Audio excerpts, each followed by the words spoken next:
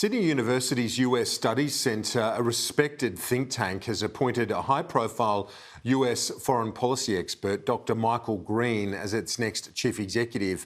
He spoke and was appointed at the Alliance dinner here at Parliament House, marking 70 years of the alliance with the United States earlier this week. And I caught up with him earlier. I began by asking Mike Green, how important has it been for the US-led consensus in pushing back against Russia in the Ukrainian conflict? I think it's been incredibly important, and the Biden administration received a lot of criticism for the way the United States pulled out of Afghanistan, but I've heard nothing but praise from allies for how they've organized the free world, the international community, to put costs on Vladimir Putin, and it looks like maybe with some effect. And I heard that as far away as Taiwan, where I was sent recently by the Biden administration to, with a group of former officials, to send a message of reassurance. And the Taiwanese, the Japanese, everyone in this region see the power of democracies around the world coming together when you see something like what Putin is doing in Ukraine. Do you think the powers that be in Beijing are taking notice, and maybe it might see them rein in some of their aggression in the region? They are definitely taking notice, and I have no doubt that Xi Jinping and the leadership in Zhongnanhai and the leadership compound in Beijing are measuring how Russia is doing, how we are doing opposing Russia. I suspect that Chinese leaders are going to be very cautious about any attack on Taiwan, for example, given how poorly the Russians performed. So in that sense, it will probably cause them some pause, some caution. But I also think the Chinese are going to continue doing things that we're seeing, seeking military bases in the Solomon Islands, boycotting countries like Australia, entering into Japanese territorial waters. I don't think that diminishes. Mike Green, you touched on the Solomons there. How worried should we be that the Solomon Islands might be open to China's embrace? Well, it's the great game, isn't it?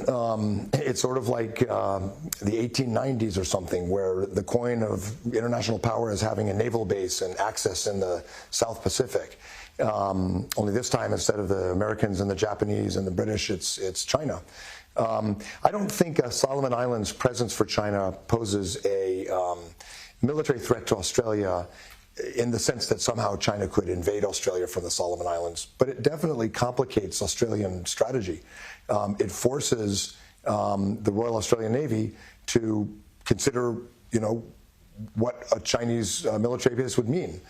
It distracts us from the first island chain and up north in Taiwan, and it forces us all to sort of tend our own neighborhoods instead of pressuring China. It's almost like China's kicking the ball way downfield.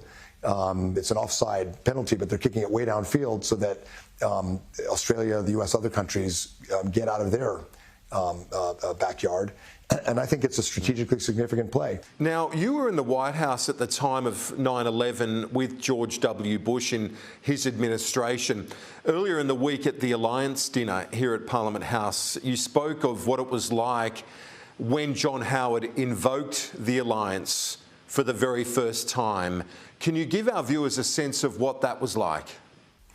Well, I was working for President Bush and on 9/11 in that really beautiful, clear blue morning, but very tragic morning. I was working in the White House on the staff, in the National Security Council staff. Of course, at first we thought it was an accident. We didn't know it was a terrorist attack. And when we realized what it really was, the staff were scared, of course, because we suspected they were targeting us in the White House, angry, sad, but honestly, we felt kind of alone. And then the word came down through the staff, and it was electric, that John Howard, who was in the United States, still was in Washington because he had just met with President Bush, had told the President of the United States he would invoke ANZUS. And, there were tears in people's eyes. And in that moment, we realized we would not be alone in this greatest attack on American soil since the War of 1812. And other countries would step up. NATO would invoke Article 5. Japan would send forces abroad for the first time since the war. There were big gestures and demonstrations of support. But those of us who were there in the White House will always be grateful because it was Australia who moved first. And I can tell you that other countries like Japan saw that. It set the example. John Howard put the standard down, and other countries, NATO, Japan, followed. And I can tell you that because I was in charge of telling the Japanese ambassador that day that we couldn't say who, but one of our key allies would invoke our security treaty. And that went right to the Japanese prime minister, and then he stepped up. So it was huge, emotionally for us, but for the United States in a moment of great tragedy and peril, it was incredible. Dr. Mike Green, the new CEO of the US Studies Centre. Welcome to Australia, and thanks very much for your time. Appreciate it.